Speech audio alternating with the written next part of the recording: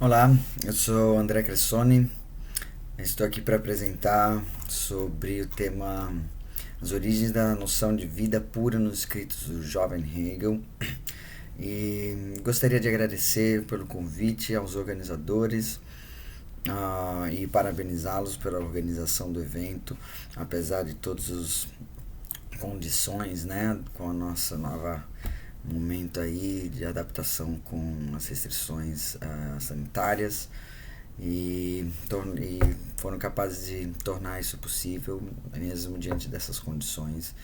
Então, parabéns aos organizadores aí. Bom, eu vou apresentar o conceito de vida pura no jovem Hegel, que envolve bastante o problema da moralidade, né, e que eu acho que dá as origens aí de todo o pensamento social hegeliano, que vai pautar, né, todas as questões aí da filosofia do direito na maturidade do Hegel. Eu vou ao texto. A noção de vida permeia os escritos de Hegel desde a juventude, suas raízes podendo ser encontradas no mínimo já nos escritos de Tübingen. Diferente da sua maturidade, Hegel está preocupado ali com o campo sensível da moral de um povo, a religião exercendo o papel central dos problemas éticos. Todas essas elaborações se debruçam sobre o viver ele mesmo, o viver sensível do indivíduo e de um povo a partir da religiosidade de seus símbolos e suas crenças. O tema da vida está presente aí de modo permanente. Ainda que se possa argumentar que a presença da vida se mostre ainda como uma noção tanto abstrata, penso que sua importância está devidamente exposta na maneira que perpassa todas as preocupações do jovem Hegel. O chamado fragmento de Tübingen, que na edição de Nohl dos textos teológicos de juventude de Hegel foi nomeado de Religião do Povo e Cristandade, nos apresenta um bom exemplo do lugar que a noção de vida adquire nos textos do jovem Hegel. Não se pode reduzir esse tema a uma noção genérica de vida humana, como se pode pensar quando Hegel afirma, na primeira frase desse fragmento, que, abro aspas, a religião é um dos assuntos mais importantes da nossa vida. Fecho aspas.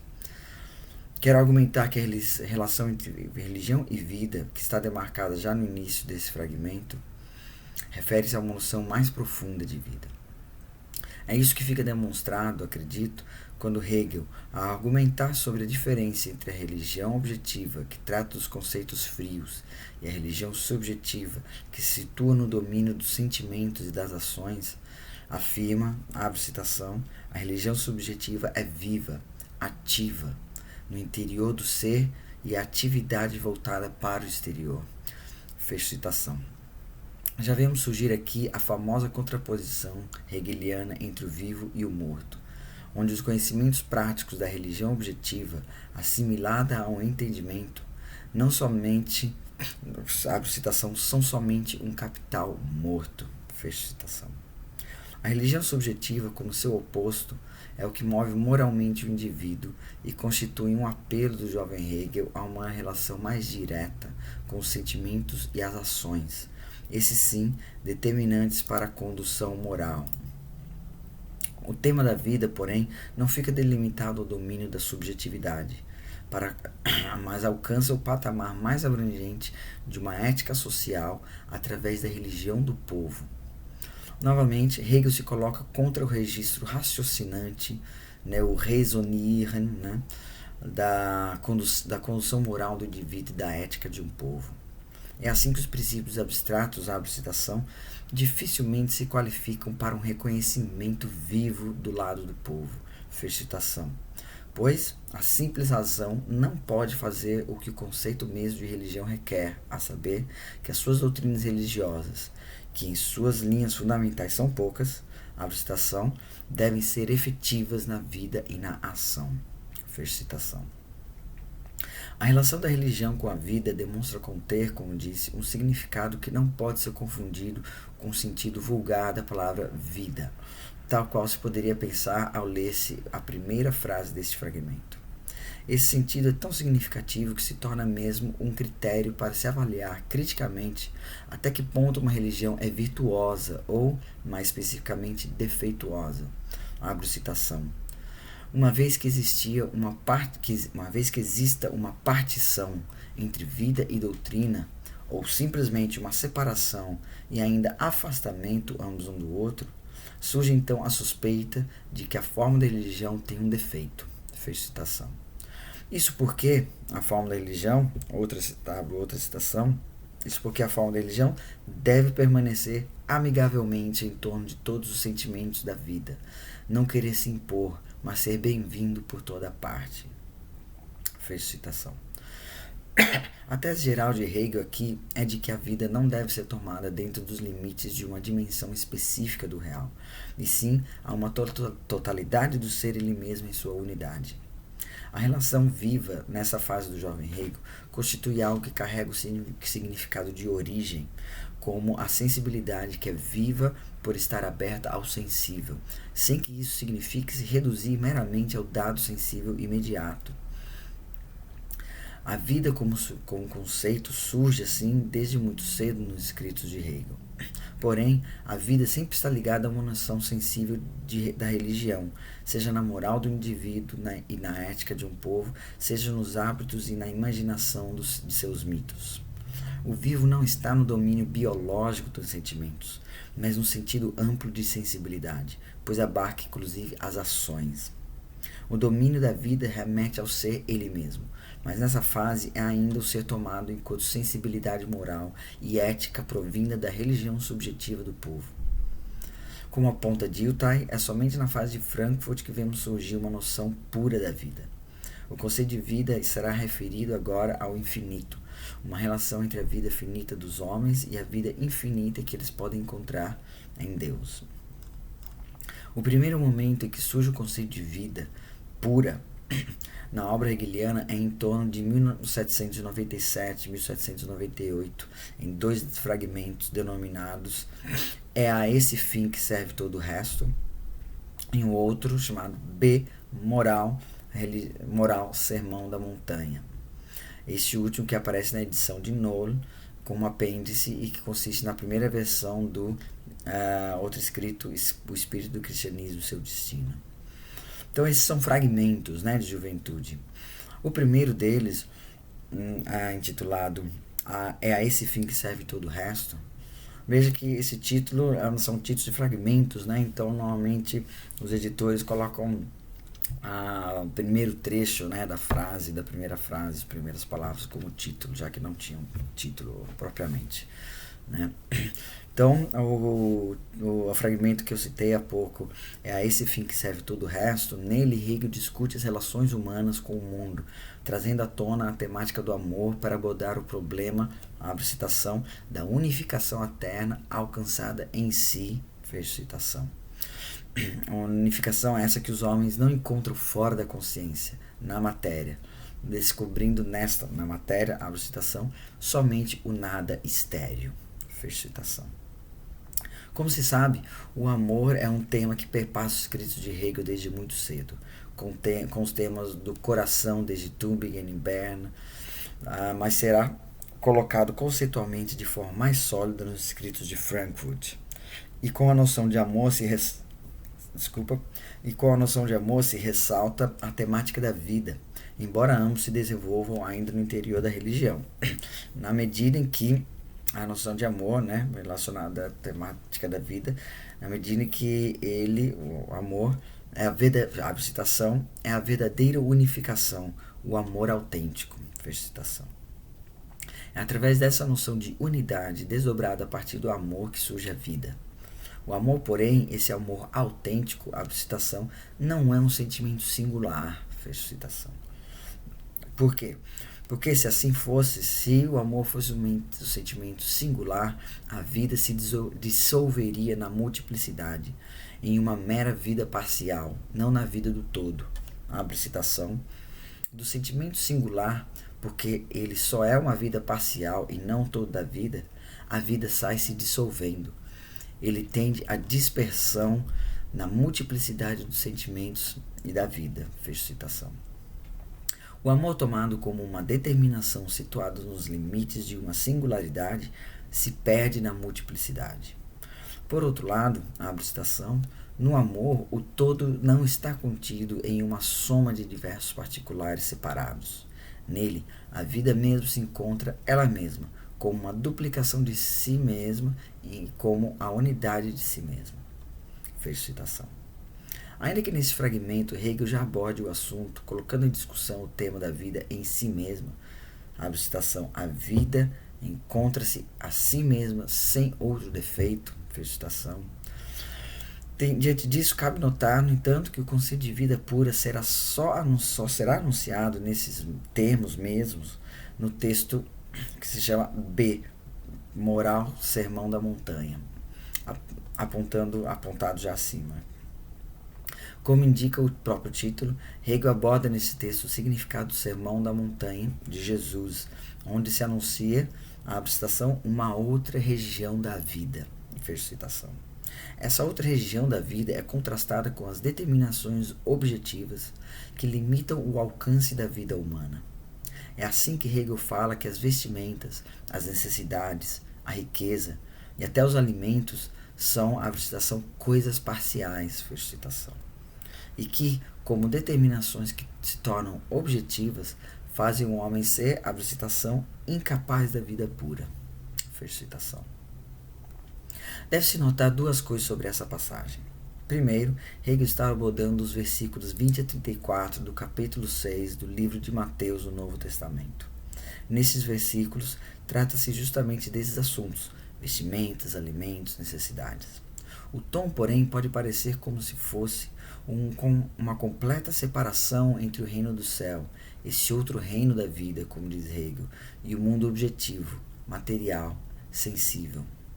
Mas olhando novamente, vemos que Jesus, segundo Mateus, está comparando os homens aos animais e plantas, apontando que a estes que não acumulam, também não lhes falta. A intenção parece ser, de fato, contra o acúmulo que os homens perpetram em oposição ao que ocorre na natureza. Isso parece confirmado pelo trecho que inicia esses versículos, abre citação, que vai da seguinte maneira, abre citação, onde estiver o vosso tesouro, aí também está vosso coração, fecho citação. Isso contrasta não necessariamente a vida divina da vida terrena, mas a vontade de acúmulo e de riqueza dos homens, contrastado à vontade pelo reino dos céus. Se essa é uma interpretação correta dessa passagem do livro de Mateus, não cabe aqui nos alongar.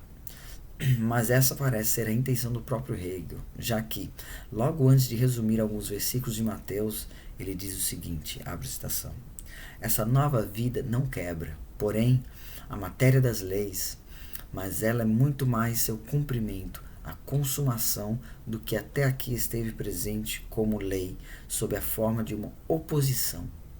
Essa forma de mandamento deve ser suprimida pela sua nova vida e desaparecer diante da plenitude de seu espírito, de seu ser. Fecha citação. O conceito de vida pura não consiste, assim, em uma separação em relação à vida concreta dos homens. Pelo contrário, já desde os escritos mais tenros, Hegel é contra a separação religiosa entre o mundo divino e o mundo terreno, contra mesmo a separação esclarecida entre uma lei moral racional da vida humana, uma lei moral racional e as sensações e sentimentos humanos mais vívidos. Essa busca de não separação entre dois registros da vida humana deveria derradeiramente encontrar uma fórmula cuja resolução abarca ambos, e essa fórmula será atingida com essa noção mais elaborada de vida pura. Sabe-se que é somente na fase de Iena que Hegel articulará de maneira mais definitiva essa noção de vida do espírito, que abrange e supera essa separação enquanto vida da razão. Desse modo, é de se esperar que os textos de Hegel caminhem para esse momento que será alcançado em Iena. É de se esperar também que Hegel opere de maneira mais detida e elaborada essa relação entre os opostos que não devem ser separados. E é justamente isso que acontece em um texto intitulado Fragmento de Sistema de 1800, que data de seu último ano em Frankfurt antes de dar início à fase de Iena em 1801, quando ele se junta a Schelling, para trabalhar junto a Schelling. Nesse fragmento, Hegel discute pluralidade, oposição, separação e como estes entram em relação, se unificam e se dividem. A tessitura dos conceitos denota um sentido mais especulativo, ainda que tenhamos que afrouxar um pouco o conceito de especulativo aqui, tendo em mente os textos de maturidade. Em todo caso, o modo como Hegel aborda estas relações demonstra que se trata realmente de um momento de transição para a fase sistemática e mais lógica de Hegel. Ao mesmo tempo, fica bastante palpável como a filosofia hegeliana vai se desenvolvendo rumo a um conceito lógico da vida, rumo à compreensão dessa como um logos vivo. Já a primeira frase do texto demonstra essa ligação entre o tema da vida e as relações cujo conteúdo pode ser dita lógica. Abre citação. A pluralidade dos seres vivos é um modo das oposições.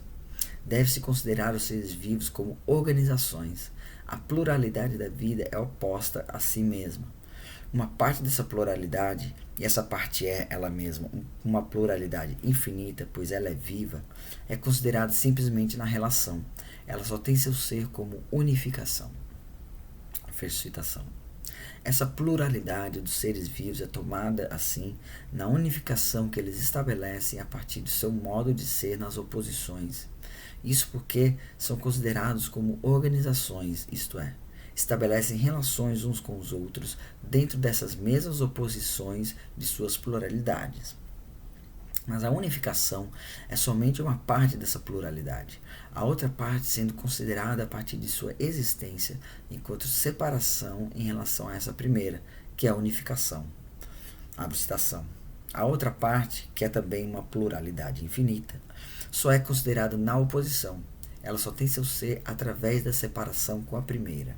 Fecha citação. Mas essa relação não é uma via única. Isto é, não somente a segunda parte, a separação, que existe em relação à unificação. A primeira parte dessa pluralidade, a unificação, também só existe em relação à separação. Abre citação. É assim que essa primeira parte é ela também determinada, enquanto ela só tem seu ser através da separação com a segunda. Fecha citação. Não esmiuçarei aqui como Hegel trata o assunto das relações da vida nesse fragmento. Não caberia. Eu vou apontar, porém, que a abordagem hegeliana aqui versa sobre o problema do indivíduo vivo, um indivíduo enquanto uma organização e que, ao mesmo tempo, está em oposição à multiplicidade infinita e em ligação com ela. Essas relações são ainda o que Hegel vai tomar como natureza, mas é a partir dessa relação da natureza que surge a vida infinita. A natureza, como essa infinitude dos seres vivos e de figuras, é um finito infinito, ou um limitado ilimitado. E ainda que seja a unidade do finito e do infinito, a natureza não é ela mesma vida. E ainda que seja a unidade do finito e do infinito, abro citação, a natureza não é ela mesma vida, mas uma vida fixada e tomada pela reflexão, ainda que seja, sem dúvida, da maneira mais digna. Fecha citação. Isso porque Hegel está distinguindo aqui entre a elevação do infinito ao infinito e que, apesar da relação, a separação ainda é absoluta, pois a citação é um produto da reflexão simples, fecha citação. Então Hegel está distinguindo esta elevação do finito ao infinito da vida finita à vida infinita. Como Hegel diz, a razão, essa vida pensante, percebe a contradição entre si mesma e a vida infinita, ao contemplar a natureza, e reconhece a unilateralidade dessa reflexão simples, e daí extrai a vida que é infinita, Deus. Abre citação. Essa vida pensante extrai o vivo, o livre do provisório. Ela extrai a relação despojada do que há aí de morto e morrendo na multiplicidade. Não uma unidade, uma relação pensada, mas a vida infinita, onipotente de toda a vida, e a nomeia Deus. Fecha citação. É de notar que o registro da vida permanece ligado intrínseca e integravelmente à religião. Isso não porque Hegel relaciona a vida infinita a Deus, já que Deus continua sendo infinito nas suas obras maduras. A continuidade desse próprio texto indica como religião é que exerce papel primordial quando o assunto é a vida infinita. Dois trechos deixam isso bem claro. Abro citação. Essa elevação do homem, não do finito ao infinito, mas sim da vida finita à vida infinita, é a religião. Fecho citação. E também, abro outra citação, o fato de que o ser vivo é, no seu ser, uma parte, se suprime na religião. A vida limitada se eleva ao infinito. Fecho citação. A vida finita, presa nas relações infindáveis de finito e infinito, é capaz, enquanto vida que pensa, de alcançar a vida infinita, Deus, por meio da religião. É a religião que determina a possibilidade da passagem para a vida pura, a vida infinita, ou vida divina, como é chamada em textos anteriores. Assim, mesmo que possamos ver em Frankfurt uma procedência mais direta do conceito de vida enquanto vida pura, como será uma precedência, né? Um precedente, né, mais direto do conceito de vida pura, como será tratado na ciência da lógica, é ainda uma vida cuja pureza religiosa é oposta à pureza no sentido lógico da razão. A virada para o conceito de vida no sentido lógico, racional, quando a razão e a filosofia deixam de ser situadas em um patamar inferior diante da religião e da fé, só ocorrerá nos escritos de Jena. É aí que Hegel definitivamente deixa de tomar a religião como um procedimento de separação, oposto ao poder unificador da fé. Hegel conceberá a possibilidade de uma lógica que não seja a das determinações mortas e enrijecidas da modernidade. Harris, comentador, ao tratar dessa fase da elaboração no escrito Lógica e Metafísica, afirma que os amigos próximos de Hegel, isso já na fase de Jena, no escrito Lógica e Metafísica na fase de Jena, Harris afirma, né, que, em comentário, que os amigos próximos de Hegel nessa época em Jena o teriam instigado a tratar de lógica, já que essa estaria sendo negligenciada nas lições universitárias. No entanto, Harris continua, sabe-se que em 1801 outros professores estavam lecionando lógica, de modo que a indicação desses amigos de Hegel não estariam voltadas para a lógica formal ou tradicional, e sim muito mais para uma lógica propriamente especulativa. A concepção de uma vida da razão é mais explícita no texto escrito sobre a diferença dos sistemas filosóficos de Fichte e Schelling. E uma lógica, enquanto tal, viria posteriormente no escrito Lógica e Metafísica, em Jena, né, ambos os escritos. Mas a formulação de uma lógica especulativa, uma lógica da razão mesma, esse logos vivo, né, poderia ser tomada como uma tarefa que Hegel levou a cabo devido à sua proximidade com Schelling, que marcou seus anos de Jena, quando trabalharam juntos. Esse argumento pode ser ainda mais forte devido ao fato de Hegel apontar, inclusive, as distinções entre Fichte e Schelling, tomando este último como uma filosofia superior. Mas é de se destacar que a fase de Jena não foi um momento de simples aproximação a Schelling, mas também de amadurecimento da própria individualidade filosófica e distinção teórica de Hegel em relação a Schelling. Essa independência em relação a Schelling só tomará sua forma mais bem acabada com a Fenomenologia do Espírito, em 1807, e que marca a passagem da fase de juventude para a maturidade de Hegel. É nessa obra que Hegel tematiza de forma mais ampla e profunda a problemática da vida, a vida enquanto espírito absoluto, enquanto caminho da consciência imediata até o saber absoluto. Porém, é somente na ciência da lógica, sabemos, que com a formulação da lógica da ideia de vida enquanto unidade entre objetividade e conceito, que se alcançará a palavra final de Hegel no que toca a noção de vida pura. Aqui eu pretendi, né, ter demonstrado que não somente alguns traços dos contornos gerais da formação da ideia de vida pura, não somente apresentar esses traços, mas também como a noção de vida permeia o pensamento hegeliano, de modo que se tornaria impossível se aprender o sentido mais íntimo e permanente de suas ideias, sem recurso ao que se tomou por vida em seus escritos. E eu queria frisar como o problema da vida em Hegel surge de questões claramente morais, éticas, e no contexto da dinâmica social de povos inseridos numa situação sócio-histórica específica, e que Hegel sempre, em sua a juventude, traz para a religião, porque ele vê a religião como esse âmbito das relações morais e éticas. Não tanto por causa de uma teologia. Hegel não está preocupado em fazer uma teologia, muito pelo contrário.